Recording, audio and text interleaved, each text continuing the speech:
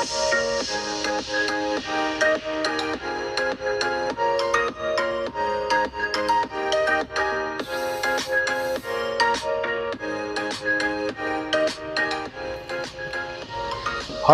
Good morning, सत श्री अकाल, आदाब, नमस्कार, वेलकम एंड जय हिंद।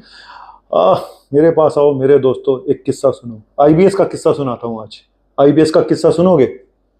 इतनी कॉमन प्रॉब्लम है आईबीएस, इरिटेबल बाउल सिंड्रोम, और एक होता है आईबीडी। दोनों अलग अलग हैं, पहले इसका पता लगा लो। आईबीडी क्या है, आईबीएस क्या है? आईबीडी है इन्फ्लेमेटरी बाउल डिजीज, जिसमें आती है अल्सरेटिव कोलाइटिस, जिसमें आती है क्रोन डिजीज। वो एक सीरियस इश्यूज होते हैं, सीरियस प्रॉब्लम के। आईबीएस एक सीरियस बीमारी नहीं है, लेकिन ज़्यादातर लोगों को ये प्रॉब्लम है, क्योंकि जो हमारा लाइफस्टाइल है, चाहे हमारा स्ट्रेस है, उसने इसको जन्म दे दिया आईबीएस को। इरिटेबल बावल सिंड्रोम मतलब हर समय बावल, मतलब हमारा पेट इरिटेट होता रहता है। जितने आप इरिटेट होते हो दुनिया से, उतना ही आपका पेट भी इरिटेट होता है। इसी को बोलते हैं आईबीएस, एक लेमैन की लैंग्वेज में irritable bowel syndrome. Symptom vary करते हैं पर्सन टू पर्सन, ठीक है, लेकिन फिर भी आज मोटा मोटा सिम्टम्स बताऊंगा, कुछ टेस्ट बताऊंगा, अगर लंबा ना हुआ ज़्यादा तो कुछ ट्रीटमेंट भी बताऊंगा, और क्या क्या इसको बढ़ा सकते हैं। आज सबसे बड़ा टॉपिक यही है कि कौन कौन सी चीज़ें इसको बढ़ा देती हैं आईबीएस को। वो चीज़ें मत करो, ट्रीटमेंट फिर बता दूंगा कि बहुत लंबा वीडियो हो जाएगा। पहले बता दूं कब हम बोलते हैं कि आईबीएस है। अगर आपको पेन है, पेट में दर्द है, और या डिस्कम्फर्ट होता है पेट में, लगातार 3 महीने तक होता है, हफ्ते में एक दिन लगातार 3 महीने, एक दिन लगातार, हफ्ते में एक दिन लगातार 3 महीने तक ऐसा रहता है कि आपके पेट में दर्द होता है या डिस्कम्फर्ट होता है, स्पेशली जब आप टॉयलेट जाते हो, जब आप स्टूल पास करते हो डिफिकेशन के लिए। डिफिकेशन बड़ा डिफिकल्ट है बोलना, तो उसको बोलते हैं आईबीएस, यानी कि, ठीक है। और सिम्टम्स जनरली आपके टॉयलेट जाने से संबंधित होते हैं, जब आप पोटी करने जाते हो। आम भाषा में, आम भाषा भी बतानी जरूरी है। Pain and discomfort during defecation, या तो आप जब पोटी करने जा रहे हो तो पेट में दर्द शुरू हो जाता है, डिस्कम्फर्ट होता है, या फिर आपकी फ्रीक्वेंसी में चेंज आ रहा है, कभी एक बार जाना पड़ रहा है, कभी बिल्कुल नहीं आती, कभी 2-2 बार जाना पड़ता है, या फिर स्टूल कभी लूज हो जाता है, कभी हार्ड हो जाता है, तो सब चेंज होता रहता है, और लेकिन नॉर्मल तरीके से नहीं रहता, ठीक है।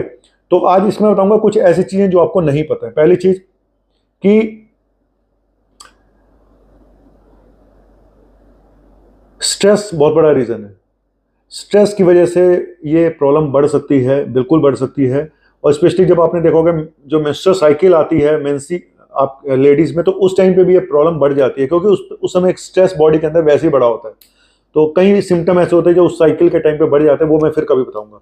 तो स्ट्रेस की वजह से हमारा जो पेट का माइक्रोफ्लोरा है ना, वो चेंज हो जाता है। माइक्रोफ्लोरा जो गट बैक्टीरिया है, उसकी वजह से हमारे इसके ऊपर असर आ जाता है। इसीलिए कहते हैं कि अगर आप डीप ब्रीदिंग एक्सरसाइज करो, योगा करो, मेडिटेशन करो, वॉक करो, अच्छी नींद लो, तो आपके आईबीएस में फर्क पड़ेगा। समझे कि नहीं समझे? कुछ फूड्स होते हैं जो आपके इस प्रॉब्लम को बढ़ा सकते हैं, जैसे कि स्पाइसी फूड हो गए, जैसे कि फ्राइड फूड हो गया, जैसे कि कुछ स्पेशली ग्लूटेन एलर्जी जिन लोगों को होती है, वीट से एलर्जी है, वो प्रॉब्लम कर सकती हैं। जो से ज़्यादा चाय कॉफ़ी प्रॉब्लम कर सकती है। जो से ज़्यादा फाइबर भी कुछ लोगों को प्रॉब्लम कर सकता है। लेकिन हाँ, इसके बारे में अलग से बात करूंगा कि फाइबर किसको कम लेना है, किसको ज़्यादा लेना है। ये लोगों को ये लगता है कि कुछ डॉक्टर बोल देते हैं कि आईबीएस है तो फाइबर नहीं लेना है, या कुछ बोलेंगे ज़्यादा लेना है। ऐसा नहीं है, it depends patient to patient, English में बोला है। और दारू, अल्कोहल, उससे भी ये बढ़ सकता है, ठीक है। और आदमी और औरतों में आईबीएस दोनों में ही होता है, ऐसा नहीं है, लेकिन हाँ, लेडीज में थोड़ा सा ज़्यादा होता है, 1.2 to 2 टाइम्स ज़्यादा होता है। और क्या इसके जो मैं और कुछ आपको बताने जा रहा हूँ, 1 मिनट का ब्रेक लूँगा, क्योंकि मुझे ना पेट में कुछ हो रहा है। तो मैं भी होके आ गया हूँ। कुछ होता है पेट में, तभी आईबीएस होता है। देखो, कुछ लोगों को पेट में दर्द हो सकता है, कुछ लोगों को पेट में गैस बन सकती है, कुछ लोगों को लैट्रिन जाते हुए प्रॉब्लम होती है, उनको कॉन्स्टिपेशन हो सकता है, कुछ लोगों को डायरिया हो सकता है, ठीक है, खाना खाने के बाद बहुत फुलनेस हो जाती है। तो सिम्टम्स वेरी करते हैं, किसी को कॉन्स्टिपेशन है, किसी को डायरिया है, किसी को कुछ है, किसी को कुछ है। तो मैंने कुछ कॉमन चीज़ें बताई आपको कि हफ्ते में एक दिन लगातार 3 महीने तक होता है, तो हम बोलते हैं कि आईबीएस है। लेकिन आईबीएस कहने से पहले सारे टेस्ट करा के रूल आउट कर लेने चाहिए। हालांकि डायग्नोसिस आपकी हिस्ट्री से भी बन जाती है, क्योंकि अब हर एक का अगर हम ये भारी भारी भरकम टेस्ट कराने लग जाएं, अब यही होता है कि आप गैस्ट्रोएंटरोलॉजिस्ट के पास जाते हो तो फटाक से बोलेगा एंडोस्कोपी कराओ, कोलोनोस्कोपी कराओ। ज़्यादातर जगह उनको भी पता होता है किसको करानी है किसको नहीं करानी है। कुछ शरीफ डॉक्टर भी होते हैं गैस्ट्रोएंटरोलॉजिस्ट, मुझे माफ़ कर देना मेरे भाइयों। देखो, अगर ये सिम्टम आपके हैं तो आपको थोड़ा केयरफुल रहना चाहिए। हो सकता है आईबीएस ना हो, इरिटेबल बाउल सिंड्रोम ना हो, ठीक है, इस बात का ध्यान रखना। अगर 50 साल के बाद ऐसा हो रहा है, शुरुआत 50 साल के बाद हो रही है, तो आपको केयरफुल रहने की जरूरत है।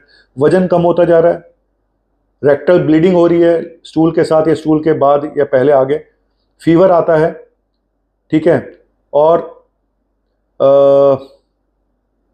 डायरिया हो रहा है, और डायरिया स्पेशली कि लगातार चल रहा है, रात को भी होता है, ठीक है, तो ये प्रॉब्लम हो सकती है कि अगर आपका डायरिया बिल्कुल नहीं ठीक हो रहा है, एनीमिया हो गया है, खून की कमी हो रही है, आयरन लो हो गया है, ठीक है, तो और पेट में दर्द होता है तो उसका लैट्रिन से कोई संबंध नहीं है, वो कभी रात को हो जाता है, कभी भी हो सकता है लैट्रिन। तो ये जो सिम्टम्स हैं जो मैंने बताए, ये अगर हैं तो आपको अलर्ट रहना चाहिए, तब आपके टेस्ट जरूरी बनते हैं। तभी गैस्ट्रोएंटरोलॉजिस्ट को बोलना चाहिए, और बोलते भी होंगे कि अब आपको ये टेस्ट कराने चाहिए। कौन कौन से टेस्ट हैं वो भी बता देता हूँ, लेकिन अगर 50 साल के बाद हो रहा है, वजन कम हो रहा है, रेक्टल ब्लीड हो रहा है, फीवर हो रहा है, और वॉमिटिंग हो रही है, नोजिया हो रहा है, और पेट में दर्द लैट्रिन से रिलेटेड नहीं है, लगातार डायरिया हो रहा है, लूज मोशन लगे रहते हैं, खून की कमी हो गई है, स्पेशली और ulcerative colitis, Crohn disease, gluten जो डिजीज है, और उसके अलावा अल्सरेटिव कोलाइटिस मैंने बताया, क्रोहन डिजीज, कैंसर, ये सब चीज़ें रूल आउट करनी पड़ती हैं, ठीक है। तो टेस्ट जो है आपके, एक तो नॉर्मल रूटीन टेस्ट पूरी बॉडी के सबसे पहले कराओ, ठीक है, कोई डेफिशिएंसी भी हो सकती है, पता कैसे चलेगा कि आयरन की कमी, सारे टेस्ट पूरी बॉडी के कराओ।